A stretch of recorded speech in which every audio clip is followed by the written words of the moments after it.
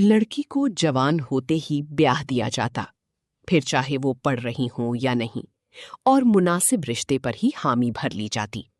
اونچی حیثیت کے یا بہت زیادہ خوبیوں کی تگ و دو میں لڑکی کو قطعاً عمر رسیدہ نہ کیا جاتا تھا، اور لڑکیوں کو اپنے کسی بھی معاملے میں بولنے کا اختیار بالکل بھی نہ دیا جاتا تھا۔ شروع دن سے ہی تربیت میں یہ بات بھی سکھا دی جاتی تھی کہ کچھ بھی ہو، باپ بھائی کے سامنے یا ان کے فیصلے پر اپنی زبان سل کر رکھنی ہے۔ اسی طرح گھروں میں ہمیشہ لڑکی کے معاملے میں امن ہی رہتا۔ ہم 3 بہن بھائی تھے۔ میری بڑی باجی 5 سال کی تھی تب میرا بھائی اور میں پیدا ہوئے۔ ہم جڑوا تھے۔ ہم صرف چند ماہ کے ہی تھے جب اماں کی آغوش سے محروم ہو گئے تو ہمیں دادی نے ہی پالا، مگر صرف 2 سال بعد ہی دادی بھی اللہ کو پیاری ہو گئیں۔ ابو نے ہماری ذمہ داری سنبھال لی کیونکہ باجی تو خود ابھی 7 سال کی تھیں۔ ابو نے سوتیلی ماں کے روایتی سلوک کے پیش نظر دوسری شادی نہ کی، اسی لیے پھوپھو اسما نے ہم بہن بھائیوں کو سنبھالا۔ پھر جب پھوپھو کی شادی ہو گئی تو ان کی جگہ سارا باجی نے لے لی، جو 8ویں جماعت میں تھیں۔ یوں ہم تو بے فکری کی زندگی جی رہے تھے۔ اسی طرح دن گزرتے گئے اور پھر اچانک ہی باجی کا اچھا رشتہ آ گیا۔ ابو جان اس بات کے قائل تھے کہ بیٹیاں جتنی جلدی اپنے گھروں میں جائیں اچھا ہے۔ باجی ابھی 8ویں میں تھیں اور آگے پڑھنا بھی چاہتی تھیں، لیکن ابو نے بیٹی کی مرضی کی پرواہ کیے بغیر ان کا رشتہ طے کر دیا۔ جس دن ان کا نکاح ہوا اس روز میں نے باجی کی نگاہوں میں نمی دیکھی۔ میں سمجھی وہ ہماری جدائی کے خیال سے افسردہ ہیں، مگر انہوں نے باپ کے احترام میں ان کے الفاظ کی لاج رکھی اور اپنی جذبات کو قربان کر دیا تھا۔ لیکن وہ یہ صدمہ نہ جھیل سکیں۔ آخر پڑھنے کی آرزو پوری نہ ہو سکی تھی، اور شاید باجی کو یہ رشتہ بھی پسند نہ تھا۔ وجہ ہم بھی نہ جان پائے۔ خیر، انہوں نے یہ بات دل پر لے لی۔ شادی کی تاریخ طے ہو گئی، مگر باجی چپ چاپ رہنے لگی۔ میں نے ان کو کثرت سے عبادت کرتے ہوئے پایا۔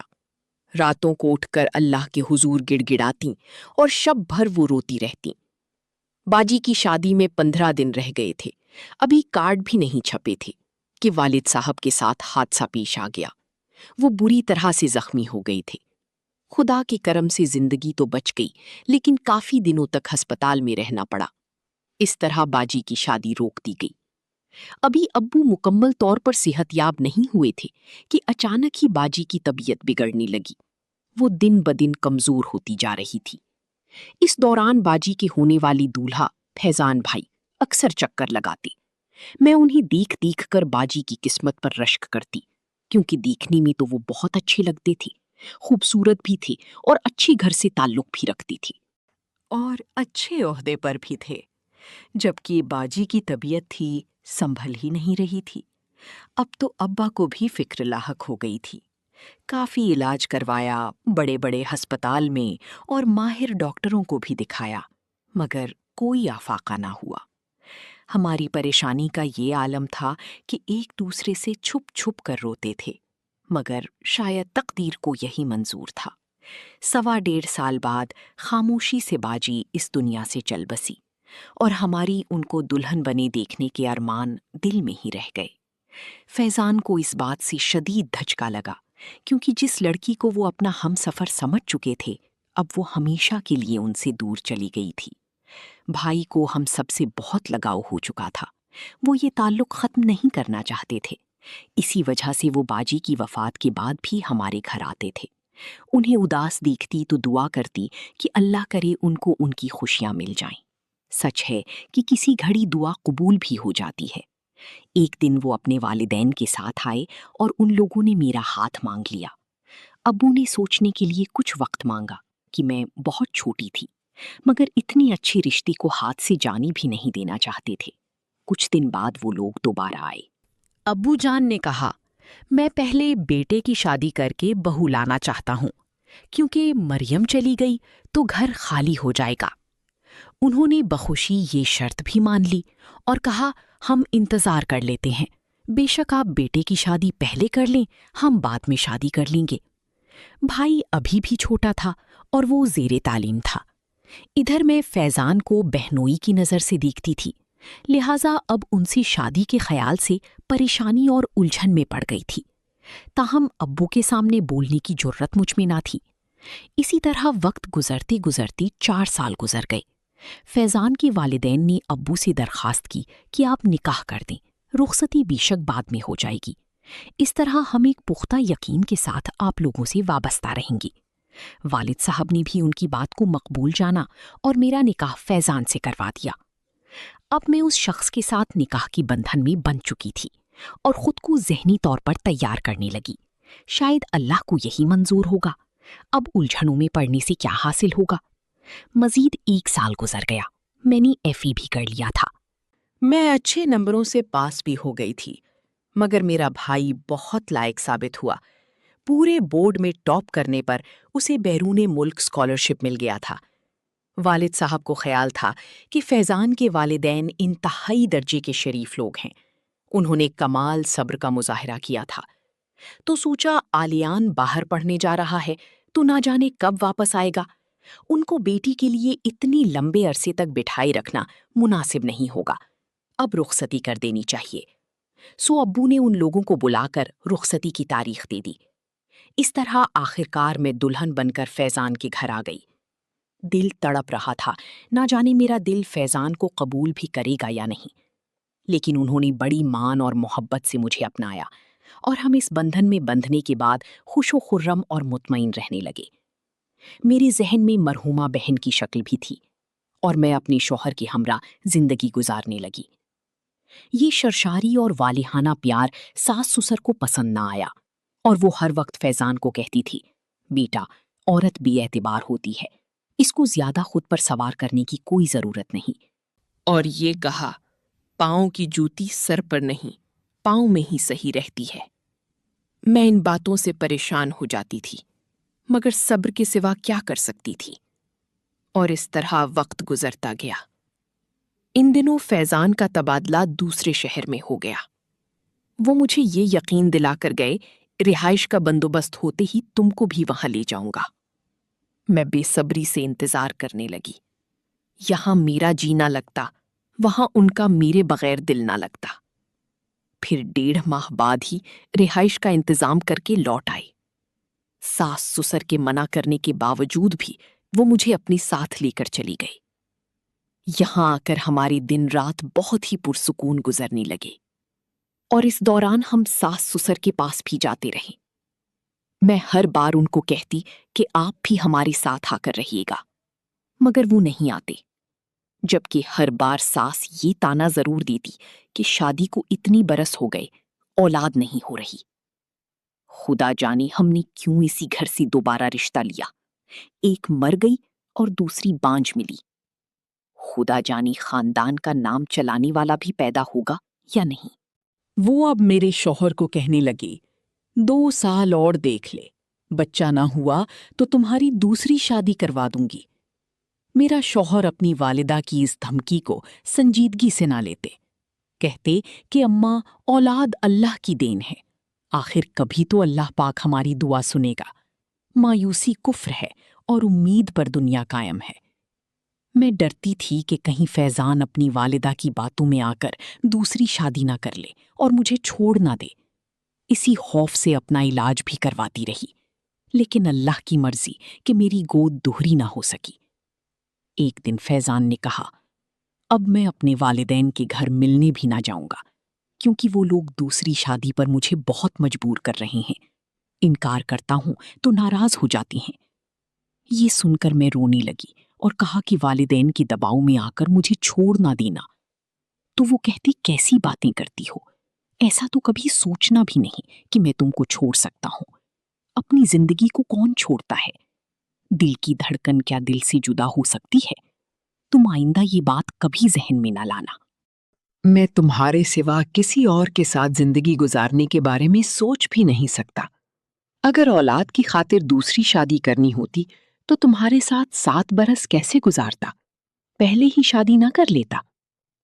پھر میں فیضان کی تسلی سے مطمئن ہو گئی، شکر کرتی تھی کہ میرا شوہر مجھ سے مخلص ہے، اب مجھے فکر کرنے کی کوئی ضرورت نہیں ہے۔ میری ماں تو بچپن میں ہی وفات پا گئی تھی، اور میں سمجھتی تھی ساس بھی ماں ہی ہوتی ہے، ان سے ماں کا پیار ملے گا اور ان کو بیٹی جیسا پیار دوں گی۔ لیکن یہ خواب خواب ہی رہا اور میں ہاتھ ملتی رہ گئی۔ جب آلیان پڑھائی مکمل کر کے لوٹا تو ابو نے خط لکھا کہ میں تمہارے بھائی کی شادی کی تاریخ رکھ رہا ہوں، آ جاؤ شادی کی تیاریاں کریں گے۔ میں نے خط فیضان کو بتایا۔ انہوں نے کہا، ہاں تمہیں ضرور جانا چاہیے، جب کہو گی میں تمہیں پہنچاؤں گا۔ مگر انہی دنوں مدت بعد ساس سسر ہمارے گھر آئے۔ وہ پہلی دفعہ آئے تھے۔ میں خوش ہو گئی، دل سے ان کی خاطر تواضع میں لگ گئی، مگر ساس میرے بھائی کی شادی سے ناخوش تھی۔ کہنے لگی کہ ہم تو انتظار کر رہے تھے کہ تمہارے بھائی کا رشتہ ہمارے گھر آئے گا، یہاں تو معاملہ ہی الٹ ہو گیا۔ میرے شوہر کو بھی سسر صاحب نے خوب سنائی، تمہیں بہن کی فکر نہیں ہے، اب تم بیوی کو اس کے مائکے پہنچا دو، جس گھر میں ہماری بیٹی نہیں جا سکتی اس گھر کی بیٹی بھی ہمارے گھر نہیں رہ سکتی۔ میں نے فیضان سے کہا، آپ مجھے پہلے ہی بتا دیتے تو میں ابو سے بات کر لیتی، مگر وہ بولے، چھوڑو اس قصے کو، میں تمہیں کیا کہتا، تم کو بھی تو میری چھوٹی بہن نظر آ رہی تھی نا، تم نے خود کیوں نہ اس کی فکر کی۔ ان لوگوں کی باتیں سن کر میں پریشان ہو گئی۔ مجھے افسردہ دیکھ کر فیضان بولے، تیاری کرو، تمہیں والد کے گھر چھوڑ کر آؤں، ان کا فون آیا تھا، وہ تمہارا انتظار کر رہی ہیں۔ میں نے کہا، آپ کی امی ابو آئے ہوئے ہیں، ان کو چھوڑ کر میں نہ جاؤں گی، ان کی خاطر تواضع کون کرے گا؟ جب سسر صاحب نے سنا تو بولے، نہیں تم جاؤ، کوئی بات نہیں، یہ خوشی کا موقع ہے، ہم کوئی غیر نہیں، اپنے گھر میں ہی آئے ہیں۔ بیٹے سے کہا، جا کر بہو کو اس کے والد کے گھر چھوڑ کر آؤ۔ انہوں نے کچھ اس انداز میں بات کی کہ مجھے لگا وہ دل سے کہہ رہے ہیں۔ پھر بھی فیضان سے کہا، مجھے اچھا نہیں لگتا ان کو چھوڑ کر جاؤں۔ وہ بولے، ارے بھائی وہ اجازت دے تو رہی ہیں، ان کو احساس ہے تمہارا۔ یوں میں مائکے آ گئی۔ جب شادی کے کارڈ چھپ گئے تو ابو نے کہا، اب تم جاؤ اور گھر والوں کے ساتھ شادی میں آنا تاکہ ان کو عزت محسوس ہو۔ جب میں کارڈ لے کر گئی تو وہاں کافی عورتیں آئی ہوئی تھیں، آپس میں باتیں کر رہی تھیں۔ لڑکی ان پڑھ ہے تو کیا ہوا، گھر سے خوش رہے گی۔ میں سمجھی میری نند کے رشتے کی بات ہو رہی ہے۔ میں نے پوچھنا مناسب نہ سمجھا، مگر فیضان کا انداز بدلا ہوا تھا، میری طرف دیکھتے بھی نہیں تھے۔ میں نے کہا، مجھے بازار لے کر چلیں، کچھ خریداری کرنی ہے۔ تو جواب دیا، مجھے کسی کام سے جانا ہے، تم چھوٹے دیور ارمان کے ساتھ چلی جاؤ۔ خریداری کر لینا تو پھر وہی تمہیں تمہارے مائکے پہنچا دے گا۔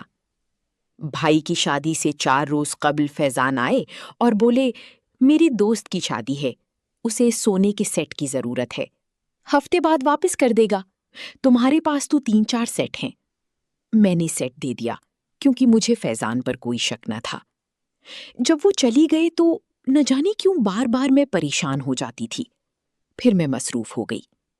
اگلے روز والد صاحب کو کسی نے بتایا کہ تمہارے چھوٹے داماد نے دوسری شادی کر لی ہے، تو والد صاحب پریشان ہو گئے۔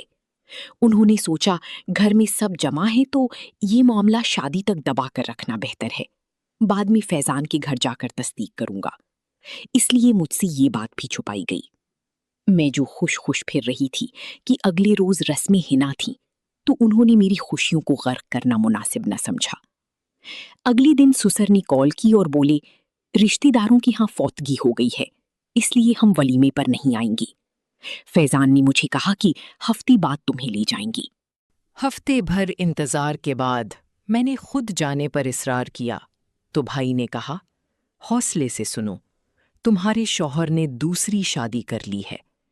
مجھے اپنے کانوں پر یقین نہ آیا تو میں نے گھر والوں سے چھپ کر اپنے شوہر کو فون کیا تو انہوں نے کہا، ہاں یہ بات درست ہے، امی ابو نے زبردستی میری شادی کروا دی ہے، مگر میں اسے تھوڑے دنوں بعد طلاق دے دوں گا، تم کسی بات کو دل پر نہ لو، جلدی آ کر تمہیں لے جاؤں گا۔